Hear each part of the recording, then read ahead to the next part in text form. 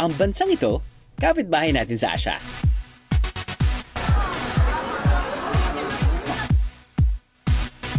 Isang shopper's paradise para sa mga fashionista at mahihilig sa skincare items. Ang nakagugutom na amoy ng samgyupsal at maasim-asim at maanghang na kimchi ang tatakam sa mga bisita.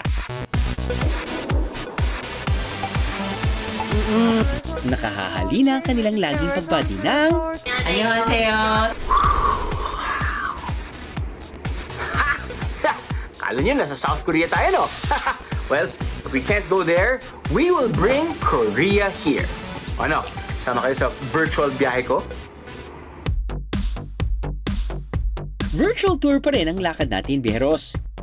Pero this time, we're on a mission to get to know more about South Korea sa tulong ng ating Biyahero Correspondent. Are you up for this Biyahero from home mission? Dahil si Belgium, ready na. Hindi sa Belgium, si Belgium! Si Belgium Villanueva ay Pinoy na nakatira sa South Korea for almost 13 years. Dito na rin niya nakilala ang love of his life. Hanggang sa bumuo na sila ng sariling pamilya. Pumunta po ako dito as a normal Filipino na kasi bata pa po ako noon, mga nasa 26 pa lang ako noon. Yung mother ko is nandito po siya. Nagwo-work siya dito sa mga embassy as domestic helper. So her boss invited me to come here, and then natapos ko hindi naman siya nag-culinary. Pero dahil sa dami ng opportunity dito sa Korea, and I live in Itaewon, which is famous for foreign restaurants. So I worked there for 7 years. Nagsimula pa ako ng tagahugas ng pinggan hanggang sa nag-level up every year. Nakaka-gain na experience at dumadami kakilala. So nagpursige din po ako, nag-aral at nagsumikap at na ma-improve yung buhay dito at hanggang sa pinalad na po tayo na makarating dito as chef dito sa one of the embassy in Seoul. Isa si Belgium sa humigit kumulang 63,000 Filipinos na nakaranas ng pandemya sa South Korea. Tapos nun, you still observe pretty much the same set of guidelines that most countries observe. Yes sir, they handle it very nice. And actually, hindi po sila nag-lockdown dito. Normal din yung trabaho namin. Pumapasok kami araw-araw. Bali, nabawas lang yung gala namin. Kasi every weekend, ang mga Korean, mahilig kumain sa labas, mahilig gumala, mag-out of town. So, tinanggal namin yan at sumunod ng maigi sa government. Ayun, at na-control naman siya. Bukas na rin ang iba't ibang kilalang tourist destination kagaya ng Hongdae.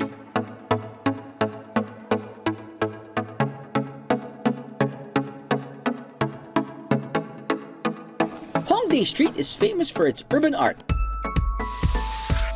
fashion shops, accessory stores, and of course, cheap food. I know this is very famous street food in Korea. So you wanna try this? Yeah, let's try. So it's a nice mixture of saltiness of the egg and the sweetness of the bread. So the bread is really soft and it's a perfect match with the egg. So I like this one. Teka, medyo naiinggit na ako kay Belgium ha.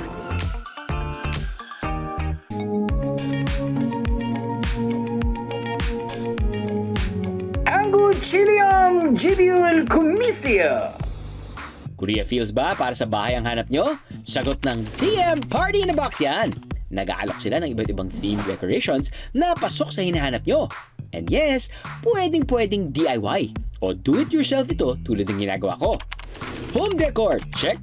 At ang kukumpleto rito, syempre, ang traditional Korean costume na hanbok.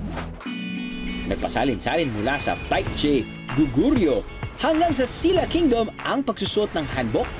Ang kulay, disenyo at tela nito ay ayon sa social status ng magsusuot. Noong 1996, idineklara ng South Korean Ministry of Culture, Sports and Tourism ang October 21 bilang Hanbok Day. And of course, I gotta try it. Now this completes my Korea at home experience. Whoopa! Hello everyone, I'm Korean. Kung may balak kayong bumiyahe sa Korea kapag lipas na ang pandemya, 따라하세요, follow me. makatutulong ang may alam kayong basic Korean. At pwede yang matutunan dito sa Korean Cultural Center of the Philippines o KCC na matatagpuan sa Taguig. We started offering online classes just last August 2020 due to the COVID-19 pandemic. Our classes only offer limited slots as to not compromise the quality of education that our students receive from our licensed Korean language teachers. May iba't ibang level ng mga klase, beginner, intermediate, at advanced. 저는 At ang highlight dyan, Biyahero. libre ang mga ito. Siguraduhin lang na kayo ay 13 years old and above. Well, yes, we do. 네. 안녕하세요. Hello! 어느 나라 사람이에요? Where are you from? 저는 필리핀 사람이에요. I'm from the Philippines.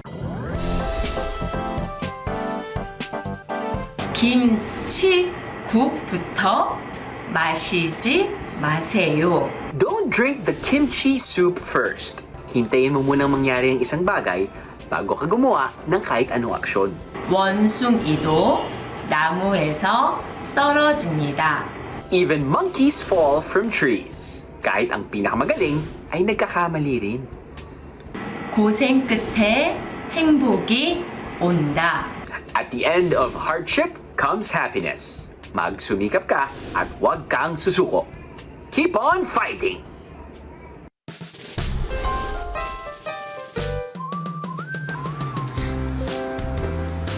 nangyari sa inyo? 박서준 사랑해. 보는 것이 고통스럽다. Mas magaling pa mag-Koreano to sa akin. Order na lang ako ng Korean food. Sa ngayon, maaari nang mamasyal ang mga residente ng South Korea basta't susundin ang minimum safety protocols for COVID prevention. Dahil dyan, si Belgium ang magiging tour guide natin. Our first stop, ang Seoul K-Medi Center. Matatagpuan ito sa Seoul Yangnyeong Market, ang pinakamalaking distribution market ng herbal medicine sa buong South Korea. Inihalin tulad ang disenyo nito sa traditional Korean houses at parang bumiyahe ka raw pabalik sa Old Korea kapag nakapunta ka rito. Kung interesado kayo sa history ng traditional Korean medicine at kung paano ito nag-improve over the years, bisitahin ang kanilang Herbal Medicine Museum. In Korea. Pero ang dinarayo talaga rito ay ang kanilang relaxing treatments na susubukan ni Belgium.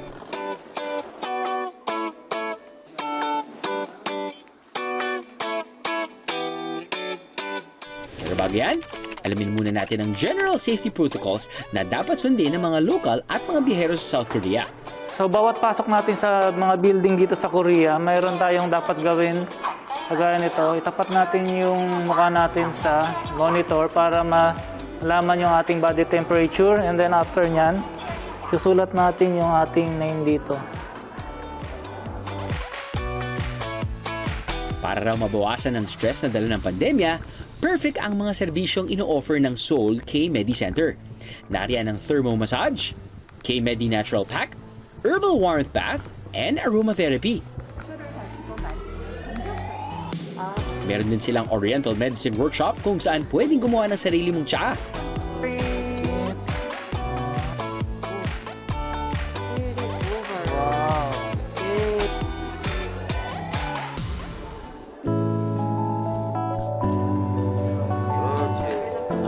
So napaka-relaxing niya at mainit yung tubig. Usually bago i-massage yung paa mo, ilalagay mo na siya sa mainit na tubig. So mga for few minutes, magre-relax mo na yung paa natin dito.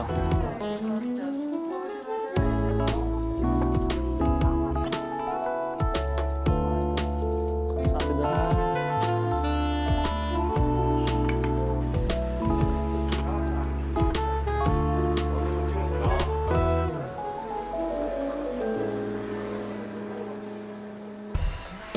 Pero bilang chef, mukhang mas na-excite si Belgium sa healthy eats ah. Okay, so meron tayo ditong, ito yung specialty nila, yung rice na binalot sa lotus leaves. Wow, very special. So, inside, merong mga kung namol or yung mga beans, merong brown beans, merong kalabasa, merong dates. So, very healthy rice. So, mostly sa Korea, mahilig silang maglagay ng mga beans sa rice pag niluluto nila. This comes also with different panchan. So ito, meron tayong kenyip or yung perilla leaves na ginawang kimchi. Tapos meron tayong cucumber kimchi dito. Meron tayong lotus na kimchi. So lahat kimchi. Merong crablets na with chili paste. And meron tayo ditong jangdurim. Itong jangdurim na to, parang adobo to sa atin, made of soy sauce and sesame oil. So meron din tayong kim at syempre laging merong soup na kapares yung table setting. Yung pag kumain yung Korean, laging may soup yan. So let's try.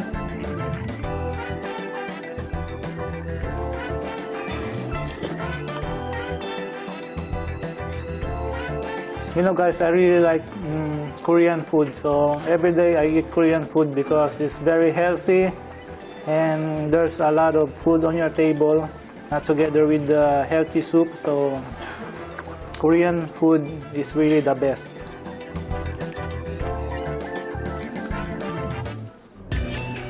Kapag sinabing Korea, matik na ang masasarap na pagkain at ang Korean staple na pinakasikat dito sa atin ngayon. Siyempre, walang iba kung hindi ang samgyeopsal. #Marupork tayo riyan eh. Pero sa Jeju-style samgyeopsal barbecue restaurant na binisita ni Belgium sa Seoul, iba raw ang paraan ng pagkain ng samgyeopsal o Korean barbecue. Hey Belgium, Yeah. have you ever tried the Jeju pork BBQ, especially the blood beef? No, actually not yet. Not yet, so sad. Sayang. Sayang. Sayang, yeah. Sayang. Yeah. So this is like very fatty and meaty, Yeah. something like that. Let me introduce one more very special magic sauce here. We call it meljot. Meljot. So what is meljot? Meljot means anchovy sauce, salting and fermenting. I see. So this is salty. Yeah, usually in Korea we use this sauce for the making kimchi or for some soup like this. But especially in Jeju Island, meljot is for dipping sauce. Meljot, dipping sauce. Meljot can makes the oily taste less. This is really different from the samgyeopsal that I know. Yeah, but usually maybe you experience some very thin samgyeopsal in the samgyeopsal. restaurant. Yeah, but Jeju style is very thick one. Very thick one. I'm not excited. yet, yeah.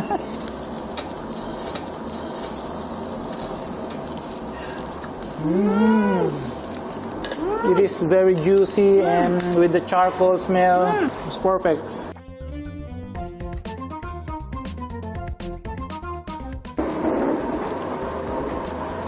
Good job.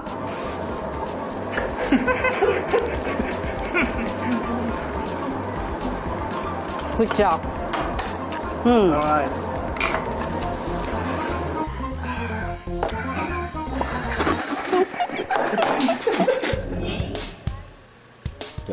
Unang naging popular ang samgyeopsal sa Pilipinas.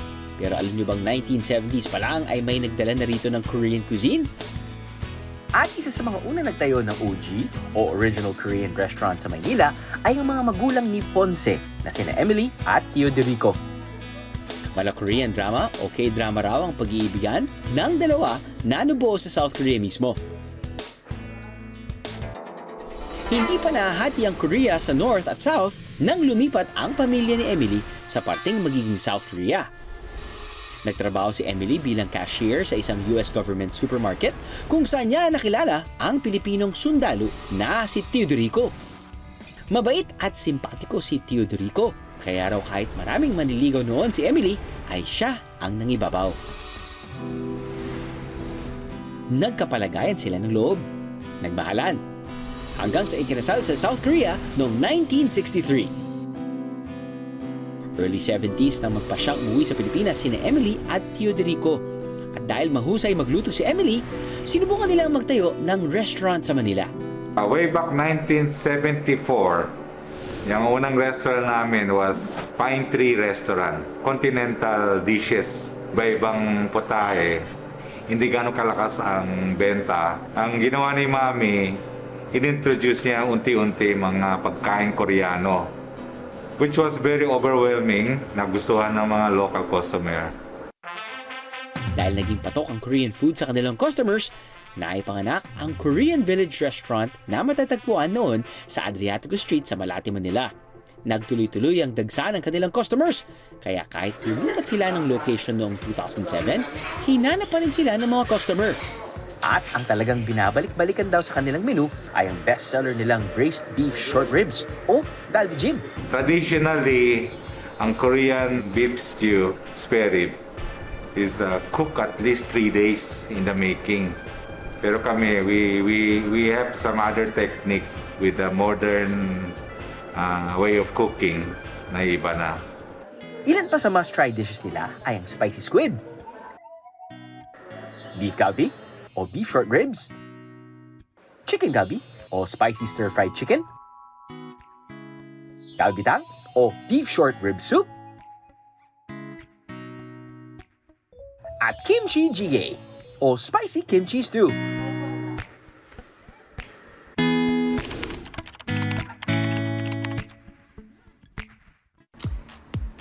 Onilyun Hansigwa Philippine Sigil Myogyo Bolgeo. Alam mo, hindi ko sinabing tama yan, pero lalabas naman dyan yung translation. But anyway, hey, if it's a food segment, hey, it's always gonna be fun.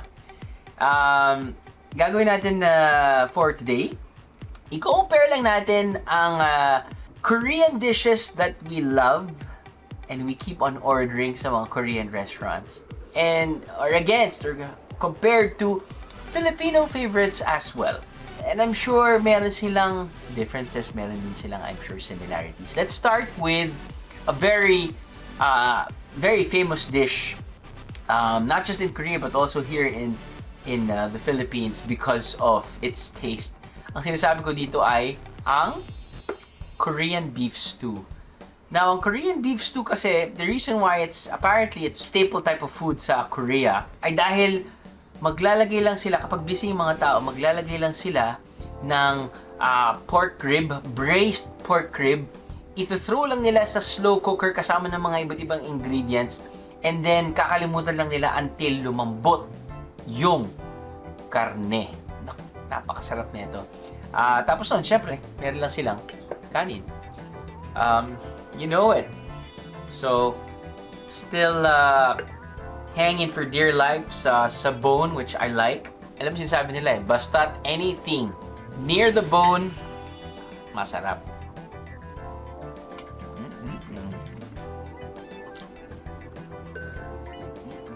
Now, sinasabi nila, pag may tulad mo yung Korean beef stew sa isang Filipino dish, it could be the very classic adobo. Nagawin na natin chicken pork adobo, or some say some call it CPA, chicken pork adobo. You know? And what's great about CPA is that the pork needs to be there, because when you cook the pork fat and then you mix it with the chicken fat, oh man.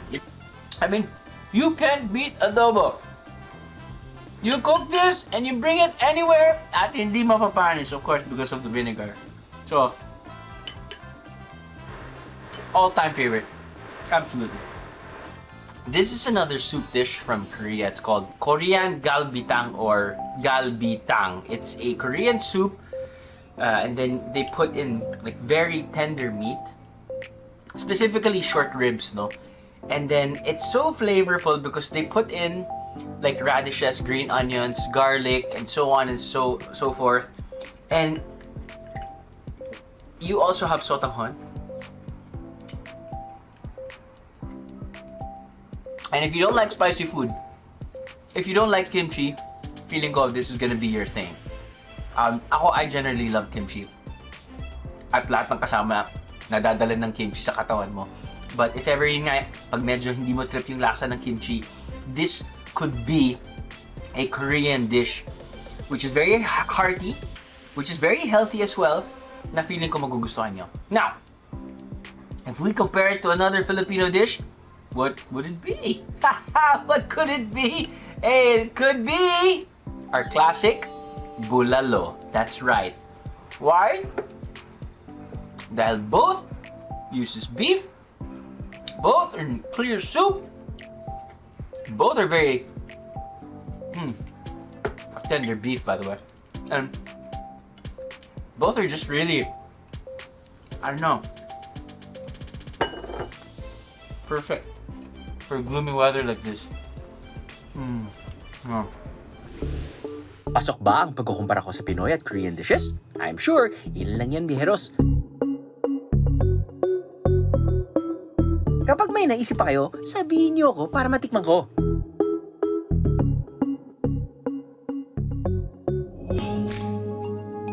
Bukas na ang South Korea sa mga turista galing Pilipinas. Pero kailangan magpakita ng RT-PCR negative test result within 48 hours before departure. Dapat ang medical certificate ay manggagaling sa medical institutions designated by the diplomatic offices of Korea. Pagdating ng mga pasahero sa airport, agad na i-check ang body temperature, mag-fill up ng travel declaration at health questionnaires, at sasailalim ulit sa COVID-19 test. Merong 14-day mandatory quarantine para sa lahat ng papasok ng South Korea. Kailangan din nilang i-download ang self-diagnosis mobile app for daily health monitoring ng Korean government.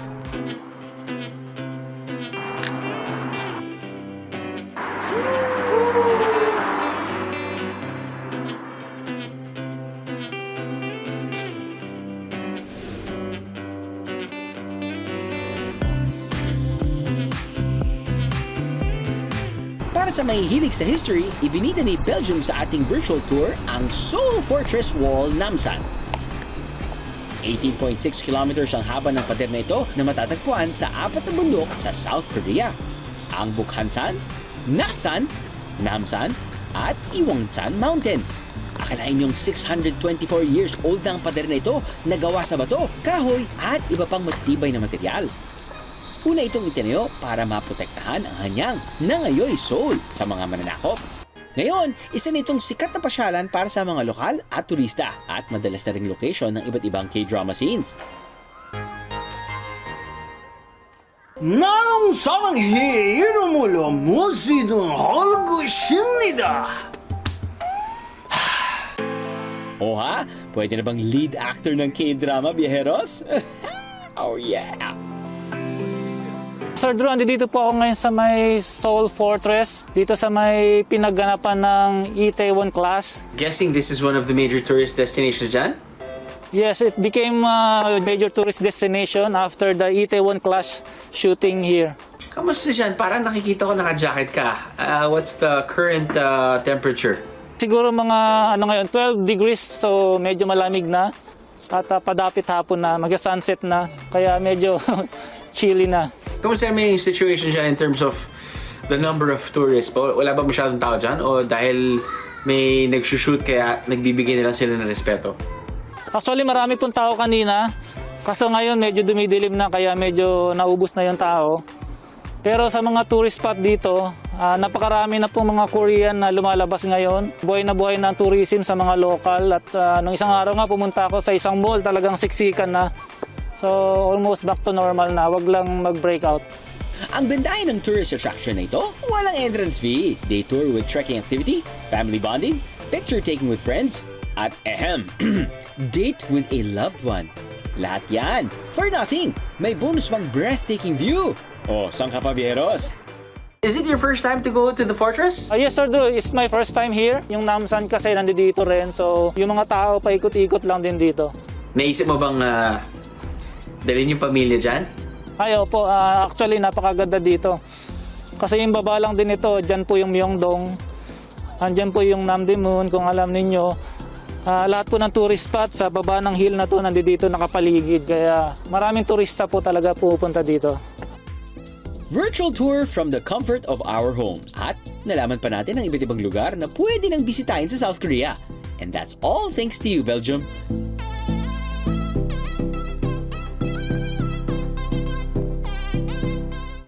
Biyahe Drew would like to thank Mula sa huli nating pagbisita sa South Korea, isa lang naman ang kapansing-pansing nagbago rito. Ang mahigpit na pagpapatupad ng safety protocols para masiguro ang ligtas na pagbiyahe, hindi lang ng mga taga South Korea, kung hindi pati na rin sa mga banyagang biyahero. But on the brighter side, this virtual tour gave us a chance to take the paths less traveled. Napuntahan natin ang mga lugar na bago sa ating pandinig. Natikpan ang mga pagkain bago sa ating panlasa.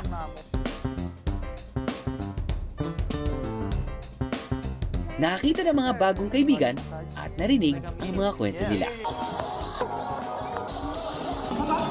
I look forward to the day na mapupuntahan kita muli, South Korea.